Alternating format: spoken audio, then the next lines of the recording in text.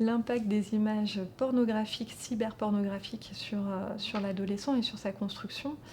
Hem, alors là, on est sur des recherches très récentes, hein, donc on a peu de recul sur tout ça, mais néanmoins, les adolescents, nous témoignent d'un impact qui est celui d'une, crudité, hein, de ces images qui vont faire effraction, dans la réalité psychique, émotionnelle de l'adolescent. Parce que la différence, hein, entre la pornographie et la cyberpornographie se situe dans ce que le cyber vient rendre accessible à tous et à toutes un panel d'images qui ne sont pas forcément sélectionnées, comme l'était, par exemple, la pornographie plus classique avec, les magazines ou l'émission, ou la vidéo pornographique qui passait sur les chaînes cryptées. Là, on a un accès avec internet à tout type de sexualité, ici et maintenant, sans filtre. Du coup, très rapidement, même si l'adolescent est chercheur de ça, hein, puisqu'il se pose des questions sur ce que c'est que la sexualité, comment ça fonctionne, comment faut faire, comment je dois m'y prendre, est-ce que je suis normale, est-ce que je suis bien munie ou pas, et cetera. Donc la pornographie avait cette fonction, hein, à la fois de décharge de l'excitation pulsionnelle et sexuelle qui est amenée avec, la puberté, arrivant.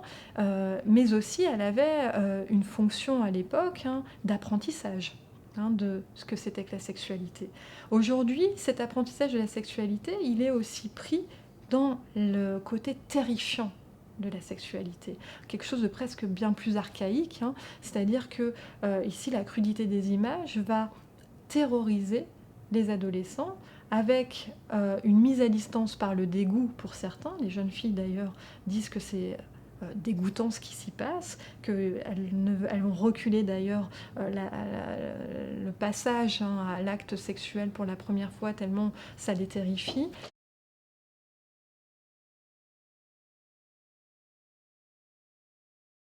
Pour les garçons, on est, dans des images de performance, qui, vont majorer leur angoisse, hein, de, d'hommes face à cette sexualité, à savoir que les sexes, sont, grandioses, que, la performance, temporelle de la sexualité, dure, pendant je ne sais pas combien de temps, et surtout, ne leur permet pas aussi, de questionner, en tout cas, l'impact des images, le surgissement comme ça des images de pornographie toutes accessibles et toutes visibles comme ça, ne permet pas un temps de recul pour se questionner sur qu'est-ce qu'on me montre véritablement? Est-ce une réalité? Quelle est la place de la femme là-dedans?